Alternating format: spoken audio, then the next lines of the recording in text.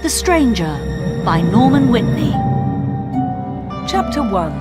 A Stranger in Wood End. On Saturday the 31st of October 1964, a man arrived in the village. It was late in the evening. He was looking for somewhere to stay the night. He knocked at a door, and a woman opened it. "Good evening, madam," the man said. "I'm sorry it's so late, but can you help me, please?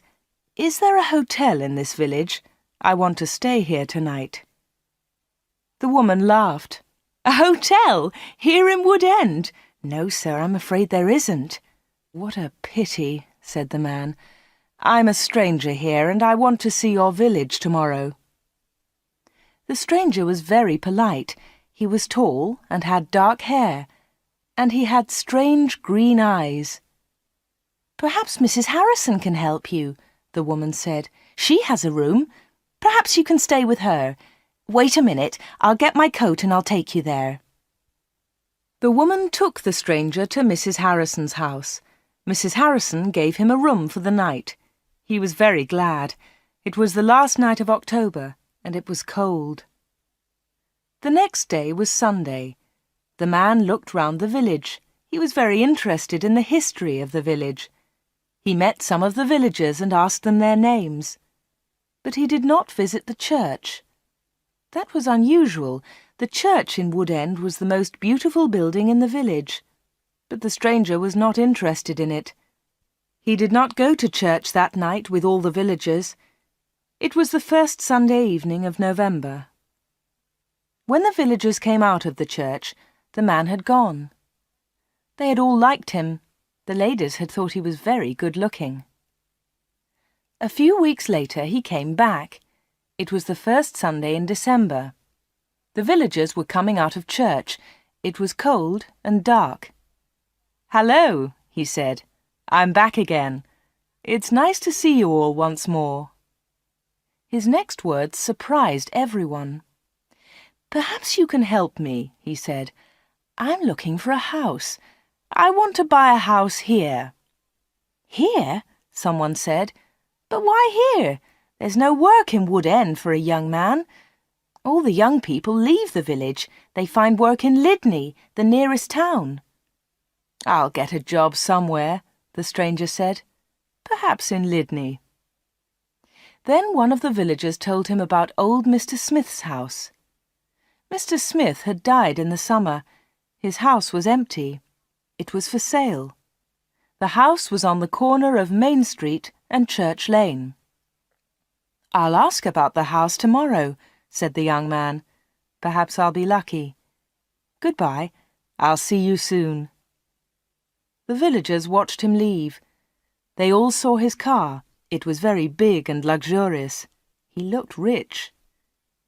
A few days later, Mr. Smith's house was sold, and in the middle of December the young stranger arrived. He moved into the house and worked very hard. He fixed the roof, he repaired broken windows, he painted and decorated, he changed the whole house. But there was a big surprise for the villagers. On the morning of Monday the 21st of December, they saw a big sign on the front of the house, and on the sign were these words: "The Corner Shop, Proprietor Dave Slatin." Chapter 2. The Village Meeting. The villagers could not believe it. A shop in Wood End. Everybody talked about it. There was once a shop in Wood End, but it had closed 20 years ago. Some people wanted the shop, but others did not. The villagers met in the evening in the village hall. Everybody was there. Everybody was interested in the new shop. "The corner shop is a good idea," someone said. "We need a village shop. We won't need to go to Whitney." Then Mrs. Harrison spoke. She liked the stranger, Dave Slatin. "I agree," she said. "A village shop is a good idea. It's too quiet here. Wood End needs a shop." "Nonsense," said Miss Brown. She was the village school teacher. "Whitney is not far away. There are lots of shops there." Soon everybody was shouting. Then Mr. Hart spoke. He was a very big man with a loud voice. "Listen, everybody," he shouted. "We've never had trouble in this village before. We've always been quiet and happy. Now this shop is causing trouble." "Let Mr. Slayton speak," someone said. "It's his shop. Let him speak." "Ladies and gentlemen," said Dave Slayton, "I don't want to cause any trouble. I'm still a stranger in your village. But I want to be one of you. I want to be your friend. I like the people of Wood End." He smiled, and a few people clapped. They liked him. "The corner shop will sell lots of things," he went on. "It will sell food and things for the house. Everything will be cheap, I promise." Everybody was listening carefully. "And I have another idea," he continued. "I'll sell village products." "What do you mean by village products?" asked Miss Brown. "I'll tell you, Miss Brown," he said. "I know that you make beautiful bread and cakes." Miss Brown smiled. Yes, she did make bread and cakes. Everyone knew that. "And you, Mr. Hart, I've seen your flowers. You grow beautiful flowers." Now Mr. Hart smiled. Yes, his flowers were beautiful. Everyone knew about them. "And Mr. Everett makes pots," someone said. "And Mrs. Davis makes dolls," said another voice. "And I do paintings of the village," said old Miss Lucy Gray. "Yes," said Dave, "you can all do something. You villagers are clever. You make lots of things. We can sell them to the tourists. In the summer, Wood End can make a lot of money." "But what about the money?" said Mr. Hart. "How will you pay us?" "That's a good question," said Dave. "And here's the answer. You'll bring your things to me, and I'll sell them for you. I'll keep some of the profit. You'll have the rest."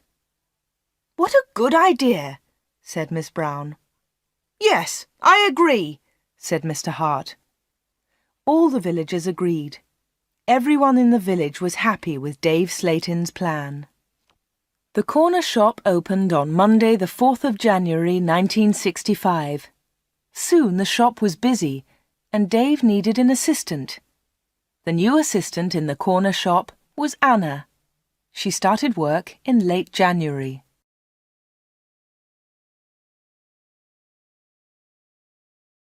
Chapter 3.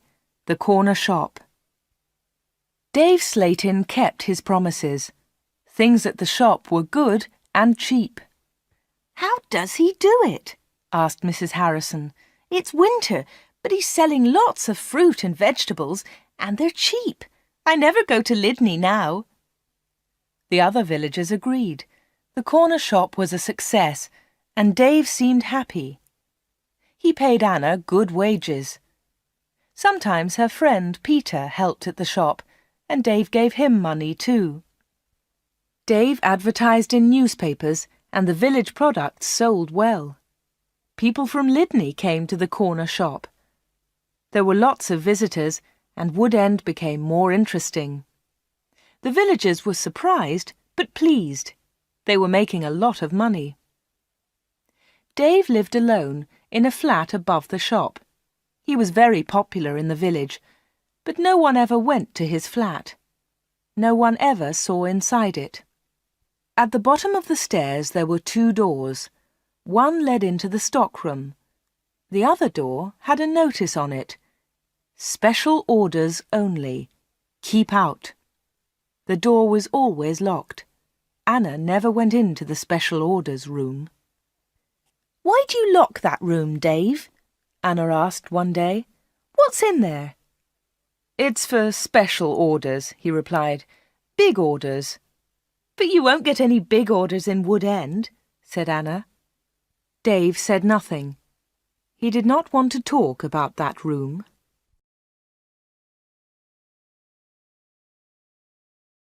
Chapter 4. A Beautiful Customer. For 3 months, everything was normal. Then, one day in April, an unusual customer came into the shop. The new customer was a very beautiful woman. She was wearing expensive clothes and arrived in a large car. "Is this the corner shop?" the woman asked. She looked round and seemed a little surprised. "Yes," replied Anna. "This is the corner shop. It's the only shop in the village." "I'm looking for Mr. Slayton, the owner of the shop," said the woman. "I think he's upstairs," said Anna. "I'll go and get him. Does he know your name?" "Yes, I think so," was the reply. "Tell him—" The woman stopped. "Tell him Miss Gordon is here. Miss Greta Gordon." Anna was amazed. "Are you Greta Gordon, the film star?" "Yes, that's right." The woman smiled, but she was nervous. "Wait a minute," said Anna. "I'll tell Mr. Slayton that you're here." Anna ran to the bottom of the stairs and called, "Dave! Dave! There's someone to see you." "Who is it?" asked Dave from upstairs. "Miss Greta Gordon!" shouted Anna. "It's Greta Gordon, the film star!" "I'm coming," he said, and he came down immediately. "I'm pleased to meet you, Miss Gordon," he said. "Good morning," said Greta Gordon. She and Dave shook hands. She had beautiful hands, and she was wearing beautiful diamond rings. Anna had never seen so many diamonds before. Miss Gordon looked round. "Is this where you work, Mr. Slayton?" she asked. Once again she seemed nervous. "Yes," said Dave. "It's a small place, but it's big enough for me. Please follow me, Miss Gordon." Anna was surprised. Dave and Greta Gordon did not know each other. He did not call her Greta, and she did not call him Dave. He seemed to be in a hurry, and she seemed to be frightened. Anna watched them. Dave and Greta Gordon went to the back of the shop and into the special orders room. Greta Gordon was a special order customer. Anna thought that was very strange. She wanted to tell someone about Greta Gordon. Anna loved films. She wanted to tell Peter about the film star, but she had to stay in the shop. 10 minutes later, Greta Gordon came out of the special orders room. Dave went straight upstairs, and Greta Gordon came to the front of the shop. The film star looked terrible. She was pale. She was crying. Her eyes were red with tears. "What's wrong?" asked Anna. "Can I help you, Miss Gordon?" "No, thanks. I'm all right," said Greta Gordon. "Do you want to sit down?" said Anna. She got a chair, and the film star sat down. "Shall I get the doctor?" said Anna. "No, no," said Greta. "Please tell no one about my visit here. Please tell no one." Anna was disappointed. She wanted to tell everyone about Greta Gordon. She wanted to tell everyone about her famous customer. "I want to give you something," said Greta Gordon. "Here's a photograph of me. I'll sign it." She signed the photograph and gave it to Anna. "Please keep this," said Greta, "and please keep our secret. Please don't tell anyone." "All right," said Anna. "I promise." The film star kissed Anna. She held Anna's hands. What a beautiful woman, thought Anna, and what beautiful hands. Then Anna noticed something. The diamond rings were gone.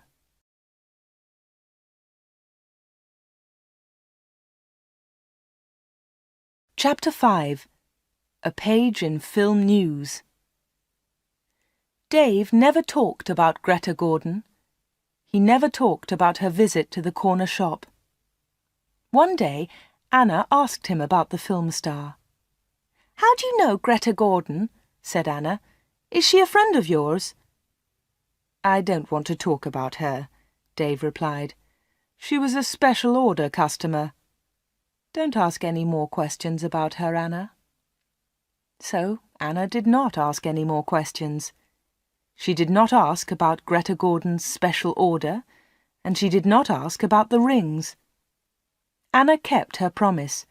She never told anyone about the film star. Soon it was spring. Anna and Dave were busy. Mr. Hart brought lots of flowers to the corner shop, and Anna sold them to the tourists.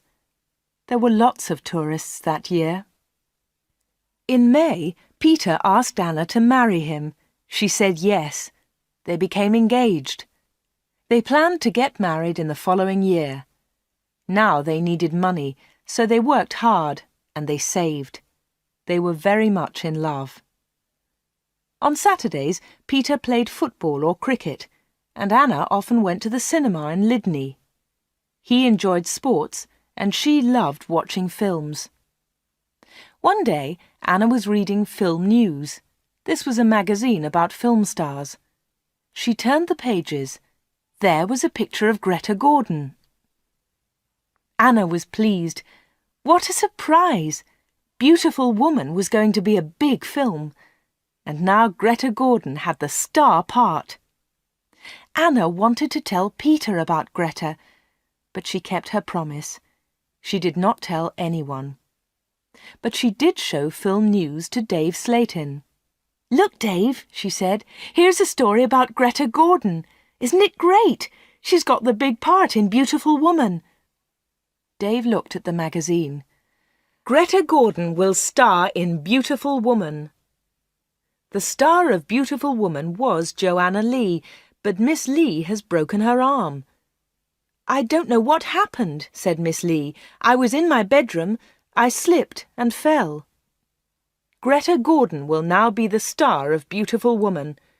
"I'm so lucky," Greta told us yesterday. "I've always wanted the part. I can't believe it." "I don't know anything about films," he said. "Is Greta Gordon a big star?" Anna laughed. "Big star? Yes, she is. She's terrific." Dave didn't seem interested. "I hope she's happy with her big part," was all he said.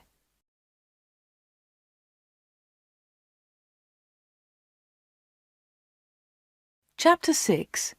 A Quick Kiss. Summer tourists were arriving in Wood End. The weather was beautiful and the shop was doing well. But Anna was not very happy. She often thought about Greta Gordon's visit. Why had she come to see Dave? What had happened to the diamond rings on her fingers? There was another problem.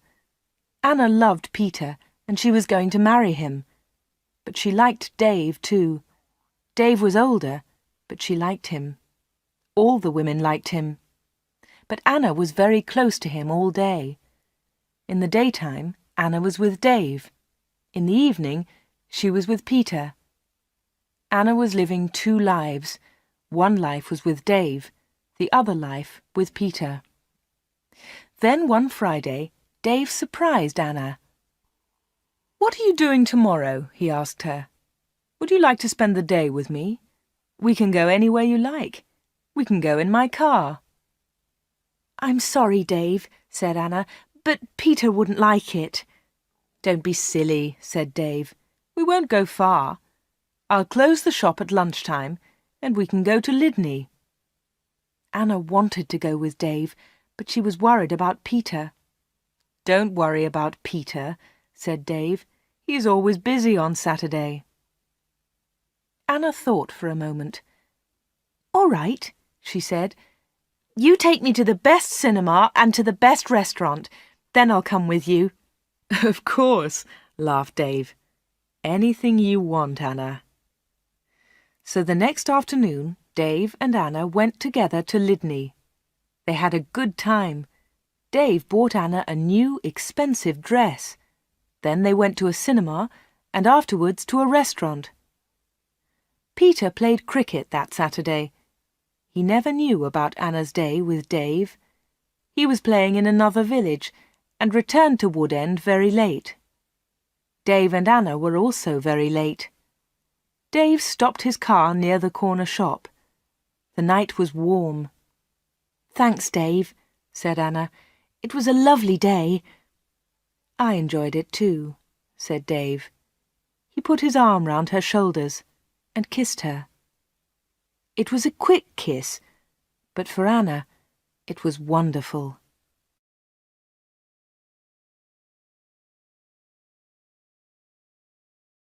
Chapter 7. Another Special Order. The summer passed. The corner shop was always busy. Sometimes Dave opened the shop on Sundays too. Anna earned a lot of money. Everyone thought that she was happy. But life was difficult for her. She liked Dave. He was her boss, and he was older than her. But Peter was her fiancé, and he was about the same age. Dave was quite rich, but Peter had no money. Dave bought Anna clothes, and he took her out. Peter did not buy her clothes and never took her anywhere. He was more interested in football. Anna did not like football. Now it was September. Peter played football every Saturday. One Saturday there was a big football match on television. Mr. Hart had the biggest television in the village, and he invited some people to his house. He invited Peter and Anna. On Friday, the day before the match, Anna was working in the shop all day. At 5 o'clock, she locked the shop door. 2 minutes later, the bell rang, and Anna went to the door.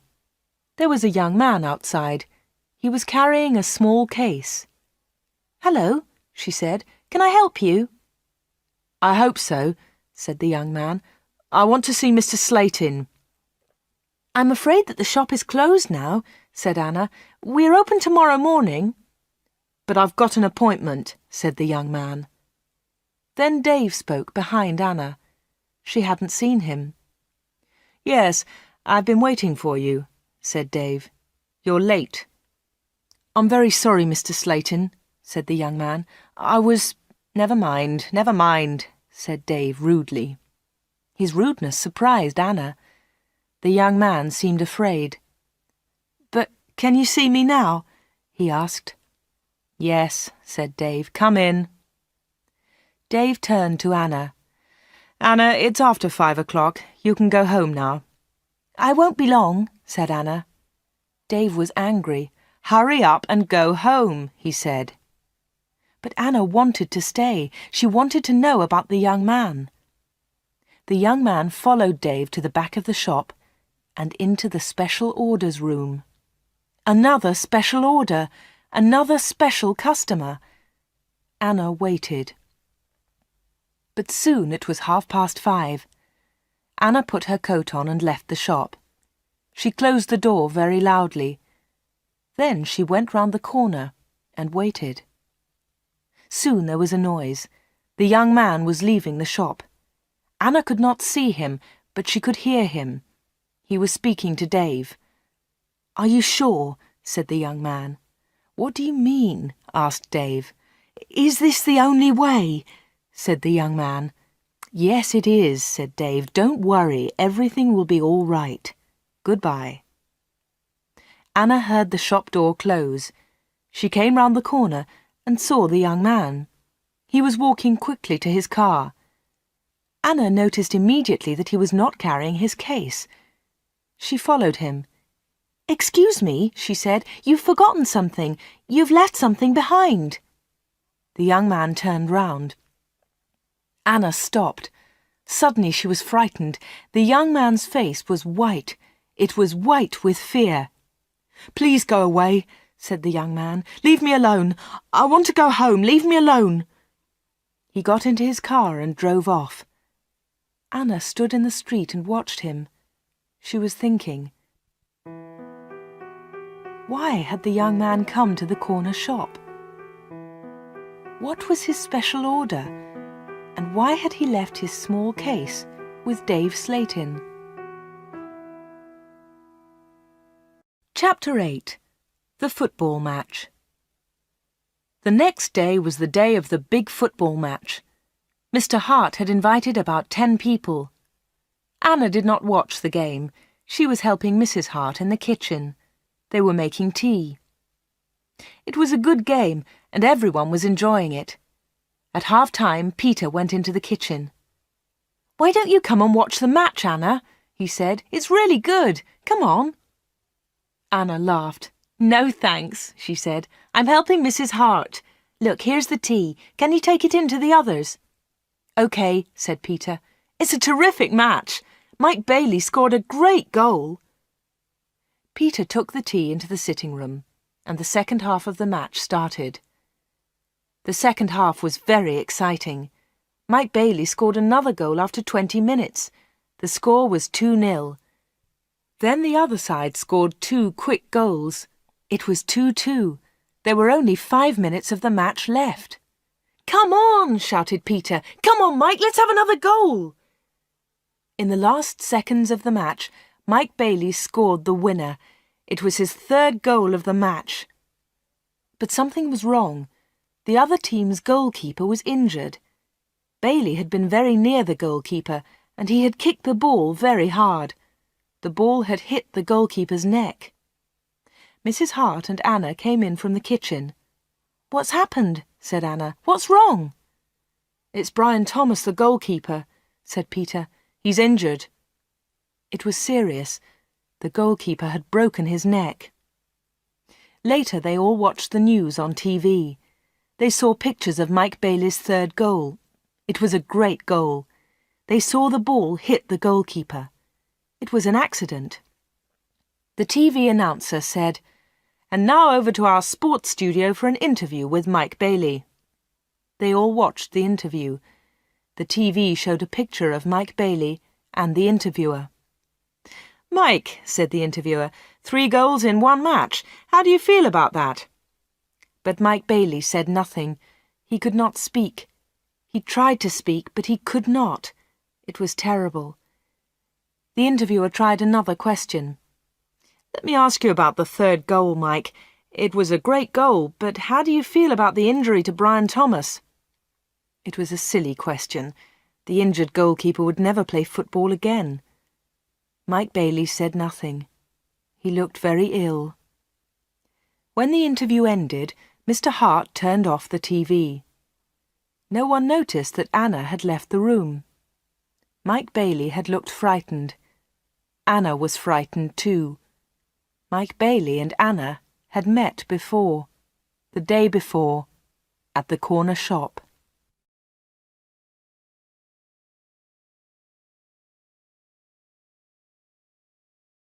Chapter 9. A Secret Weekend. Anna did not know what to do.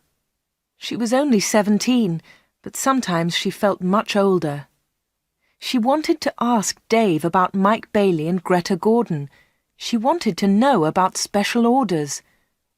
She decided to wait. One day, Dave and Anna were alone in the shop. "How's Peter?" asked Dave. "He's fine, thanks," said Anna. Dave smiled. "Is he still playing football?" "Of course he is," said Anna. Dave laughed. "You don't see him very much, do you, Anna?" "I see him 3 or 4 times a week," said Anna. "What about weekends?" Dave asked. Anna replied quickly, "I don't see him much at weekends. He plays football then." "When are you getting married?" asked Dave. "I don't know," she replied. "We haven't decided yet.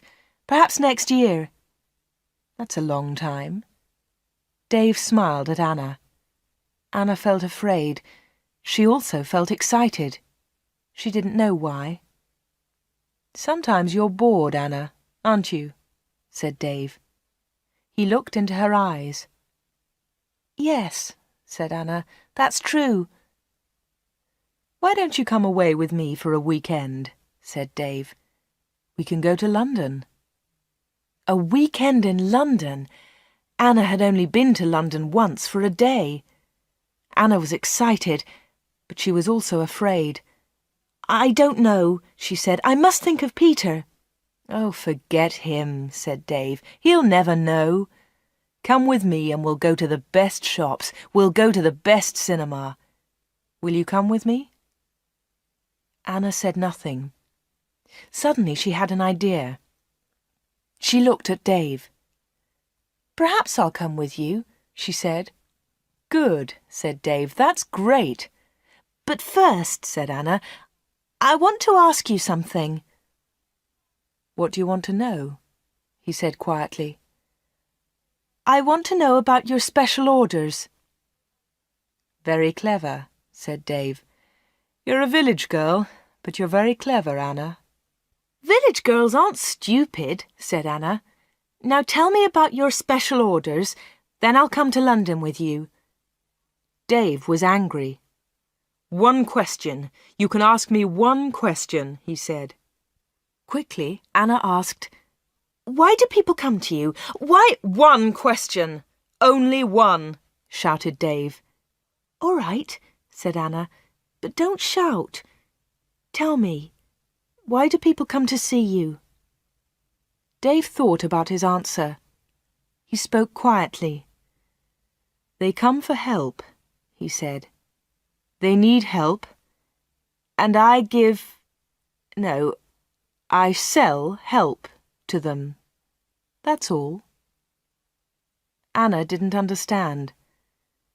What sort of help? She asked. One question, shouted Dave. I've answered your question.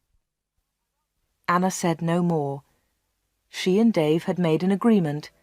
Anna had asked her question. Dave had answered it. Dave had invited Anna to London for the weekend, and Anna went with him.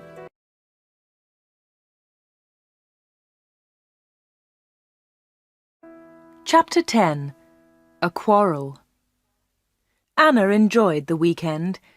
They arrived in London late on Friday evening and stayed at a big hotel. On Saturday they went shopping, and in the evening they went to a cinema. On Sunday they went to a park. They came back to Wood End on Sunday evening. It was the last Sunday in September. On Monday, Anna went to the shop. It was not so busy now. Summer was over.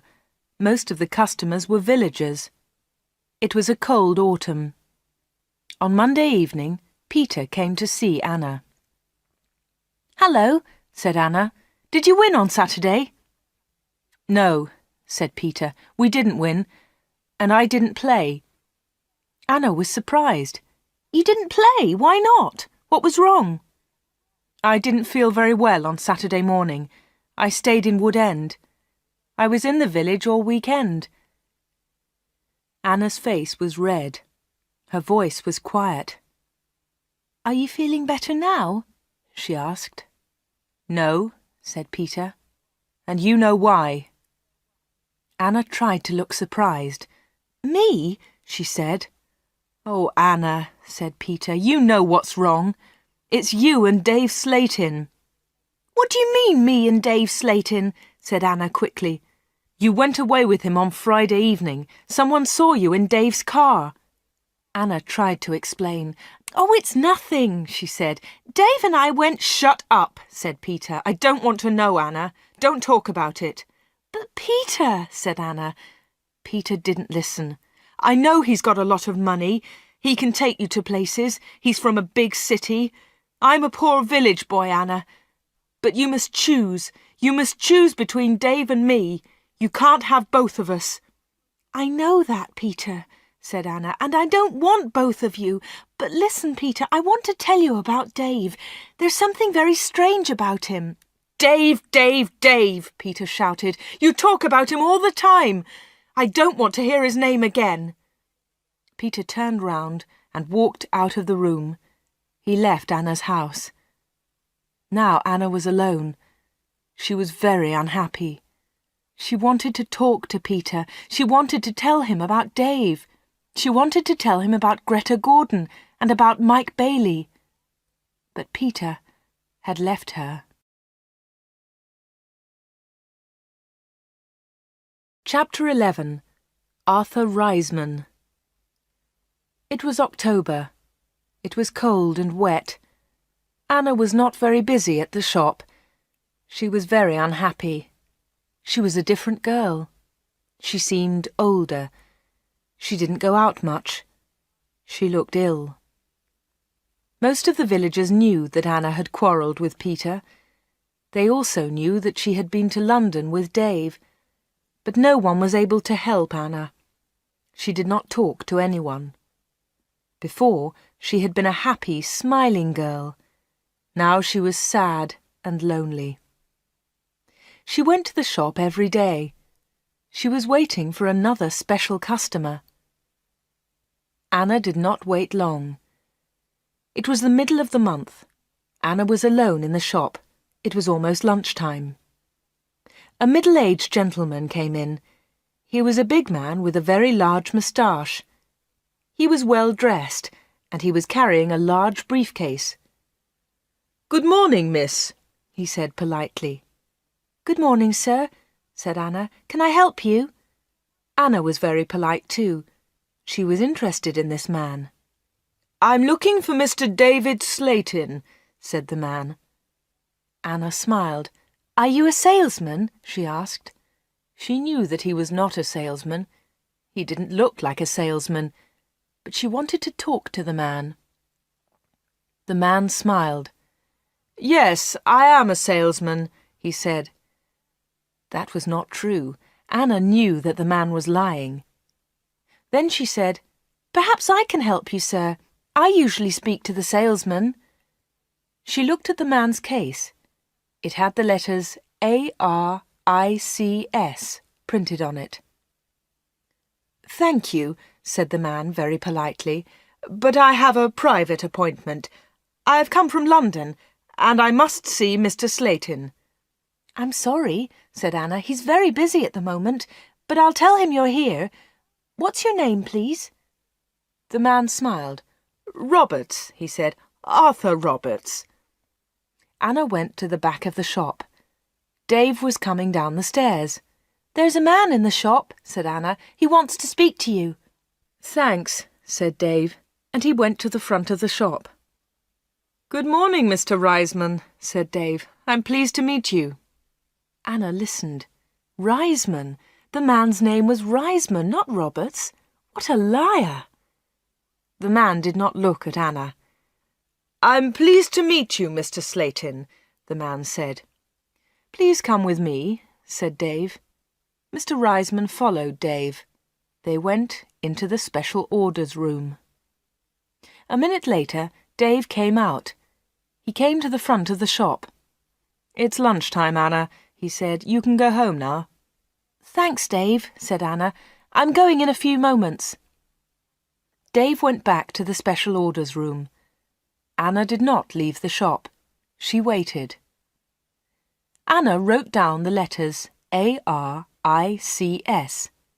She understood AR, Arthur Reisman, but she did not understand ICS. At 1:30, Anna heard noises. Mr. Reisman was leaving. Dave was talking. "Thank you, Mr. Reisman," said Dave. "And thank you," said Mr. Reisman. "You have helped me a lot." "Good," said Dave. "Goodbye, Mr. Reisman. My assistant isn't in the shop, but you can open the door. Goodbye." Dave went upstairs, and Mr. Reisman came into the front of the shop. Anna was sitting quietly in a corner. "Oh," said Mr. Reisman, "I thought you had gone home." "No," she said. "I decided to have lunch in the shop today." Anna and Mr. Reisman looked at each other. They didn't like each other. There was silence. Anna spoke first. "Would you like to buy some bread, Mr. Roberts?" she said. "Reisman. My name is Reisman," said the man. Anna smiled. "I'm so sorry," she said. "Would you like to buy some homemade bread, Mr. Reisman?" "It looks delicious," said Mr. Reisman. He was very polite again. "Yes, I'll take some, please. My wife will love it." "Here you are," said Anna. She put the bread in a bag. Then she said, "You can put it in your briefcase." "My briefcase?" said Mr. Reisman. "I haven't got a briefcase." "I think you've forgotten it," she said. "I'll go and get it for you." Anna moved towards the back of the shop. Mr. Reisman stepped in front of her. He held her wrists. He was very strong. "Listen to me," he said. "I don't want that briefcase. Leave it there." "All right," said Anna. "Please let me go. You're hurting me." Mr. Reisman let go of Anna and turned towards the door. He left the shop hurriedly. He hadn't taken his bread with him. Anna watched Mr. Reisman leave. Her hands were still hurting 5 minutes later.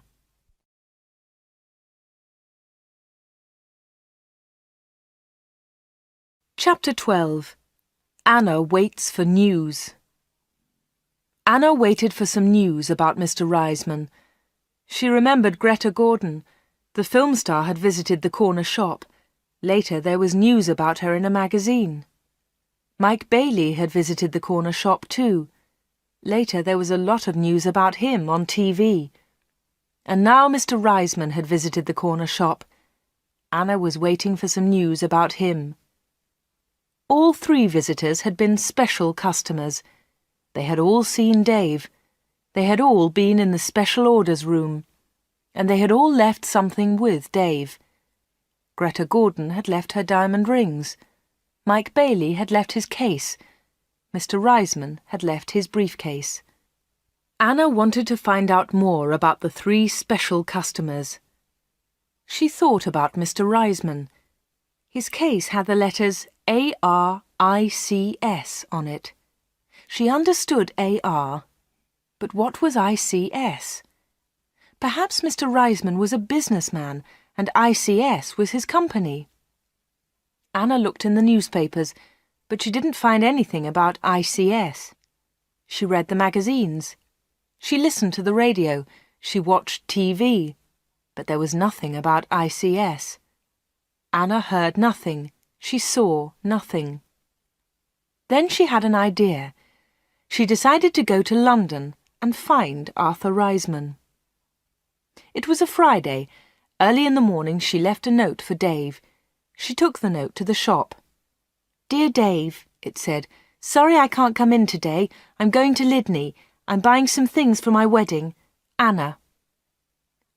The note did not tell the truth, but Anna didn't care. Anna took a bus to Whitney and then caught a train to London. She got to Paddington Station at midday. She got off the train and looked for a telephone box. The telephones were near to the entrance to the station, but the boxes were all full. She stood and waited. Then Anna saw the letters ICS. There they were. They were on a huge advertisement. Anna had found the answer to her problem. International Computer Services, ICS. Perhaps that was Mr. Reisman's company. Soon one of the phone boxes was empty. Anna rang the number, 222-8959. "ICS, can I help you?" said a woman's voice. "Yes, please," said Anna. "I want to speak to Mr. Reisman, Mr. Arthur Reisman. I think he works at ICS." The woman laughed. "Works here? Yes, he does," she said. "He's the vice chairman of the company. Wait one moment, please. I'll get his secretary." Then there was another woman's voice on the phone. "Mr. Reisman's secretary, can I help you?" "Yes, please," said Anna. "I'd like to speak to Mr. Reisman." "Who's calling, please?" said the secretary. "Mr. Reisman doesn't know my name," Anna replied. "Is Mr. Reisman expecting your call?"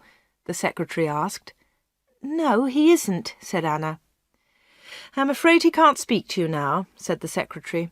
"He's at a meeting now, and he's flying to Switzerland in an hour's time."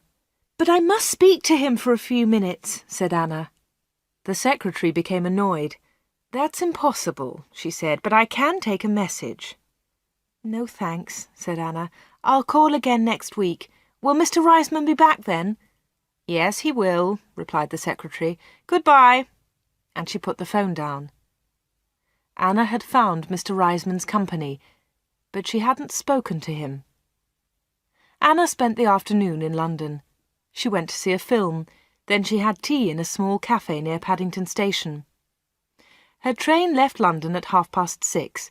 She bought an evening newspaper and got on the train. Anna was tired, but she felt happy. After a few minutes, she looked at her newspaper. Anna was waiting for some news. There it was, on the front page. Private plane crash near London. 6 dead, all from ICS. 6 people were killed this afternoon in a plane crash at Enfield near London. The plane was flying to Switzerland. The passengers were all from International Computer Services, ICS. Among them was Mr. Alfred Gluck, the chairman of ICS. Mr. Arthur Reisman, vice chairman of ICS, told us, "I'm lucky to be alive. I was at a meeting today. The meeting went on for a long time, and I didn't catch the plane." Mr. Reisman will probably be the new chairman of ICS.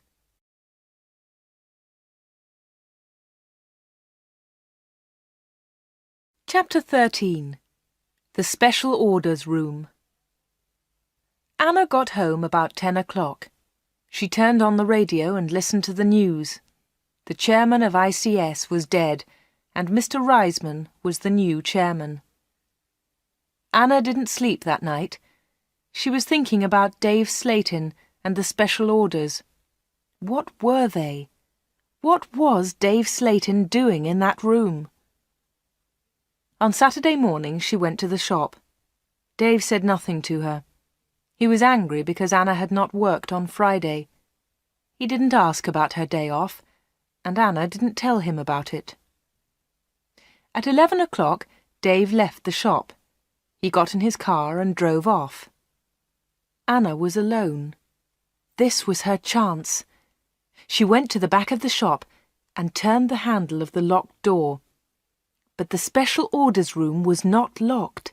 Dave had forgotten to lock it. Anna opened the door and went into the room. It was a small room, dark and hot. Anna turned on the light, but it was not a very strong light. She looked round the room. There was a small table, 2 old chairs, and a lot of boxes. That was all. Special orders? There were no order books, no papers, no pencils. Anna walked round the table.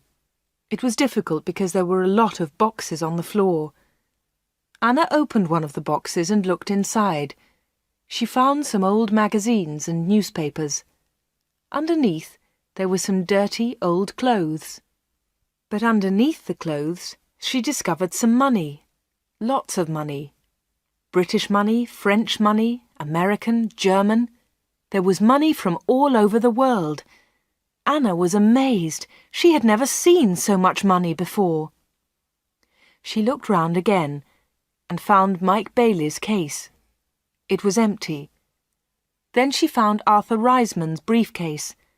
That was empty too. Then Anna looked into a bigger box. Inside it were some dolls with broken arms and legs. One of the dolls was very beautiful, but it had a broken arm.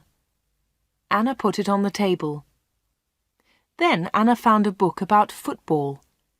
Inside there were some pictures of footballers, but the pictures were all torn. Anna put the book on the table.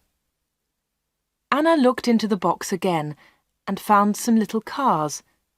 Most of them were broken. She found a small model aeroplane. It was broken too. Anna put all these things on the table. What a strange collection. There was the money, the broken doll, the toy cars, the model aeroplane, and there was the football book with the torn pictures. Anna looked at the things on the table. What were they for? Why did Dave Slayton keep them in this locked room? Suddenly Anna jumped. There was a noise behind her. Someone was standing at the door.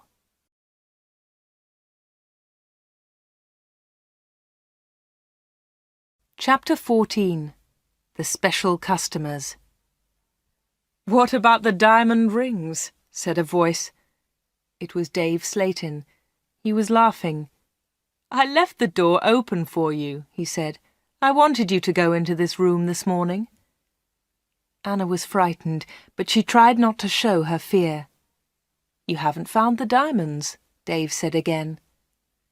Anna remembered Greta Gordon's diamond rings. Were they in this room too? "Here," said Dave. He came into the room and picked up an old box. He took out the rings and threw them on the table. "They aren't yours," said Anna. "They belong to Greta Gordon." "They belong to me," laughed Dave. "She gave them to me." "But why?" asked Anna. "Why? Why did Greta Gordon give you those diamonds? And all this money? Who gave you the money?" "My special customers," said Dave. "My special customers gave me the money. It's mine now."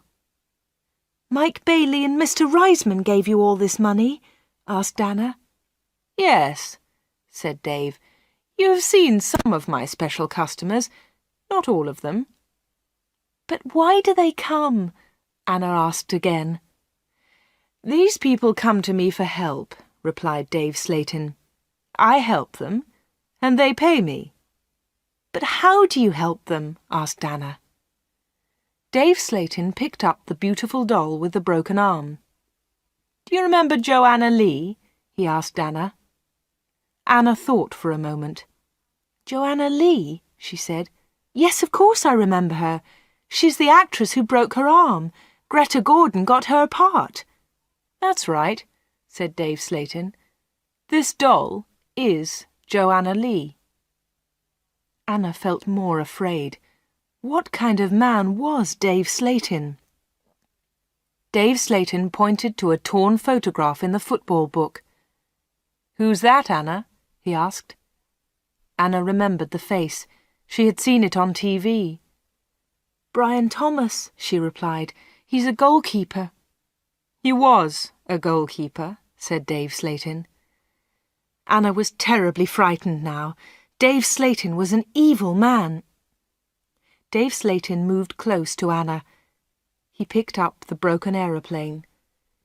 "And what do you think this is?" he asked Anna. Anna knew the answer, but she was too afraid to speak. Dave Slayton took Anna's arm and held it tightly. Anna tried to move away. Dave Slayton laughed and held Anna more tightly. "Listen, Anna," he said quietly. "I want you. I need you. Marry me, Anna. Don't marry Peter. Marry me." "No, no," she cried. "Let me go! Let me go!" "But Anna, you still don't understand," said Dave Slayton. "I have strange powers.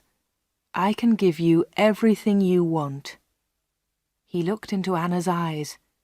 "And my children will have these powers too," he continued. "I will give you money and diamonds, and you, Anna, you will give me children." Anna was terrified now. She kicked Dave Slayton very hard, and he let go of her hand. Anna moved quickly. She ran out of the special orders room, through the front of the shop, and out onto the street. She ran all the way home.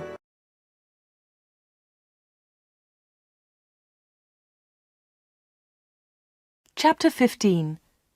The 31st of October. When Anna got home, she felt terrible and went to bed. In the evening, Peter came to see her, but Anna was ill in bed. "I'll come and see Anna tomorrow," Peter told Anna's mother. Again, Anna did not sleep all night. The next day, Sunday the 31st of October, was a terrible day for Wood End. Anna stayed in bed. She had a fever, and her mother phoned the doctor. The doctor came immediately. "Anna's very ill," said the doctor to Anna's mother. "I'm worried. I don't know what's wrong with her. I'll come back again tonight." That afternoon, Peter came to Anna's house. He tried to speak to Anna, but she was too ill. He sat quietly beside her bed. At about 7 o'clock, Peter heard shouting in the street. He went to the window and looked outside. People were running and shouting, "Fire! Fire! Fire! There's a fire at the corner shop!" Peter ran out of Anna's house and into the street. There was a big fire on the corner. The shop was in flames. Nobody could see Dave Slayton. "His car's here," said Mr. Hart. "Dave must be inside." Then the villagers saw him. He was standing at an upstairs window. "Jump, Dave!" they shouted. "Jump! Save yourself!" But Dave did not move. He was standing at the window, and he was laughing.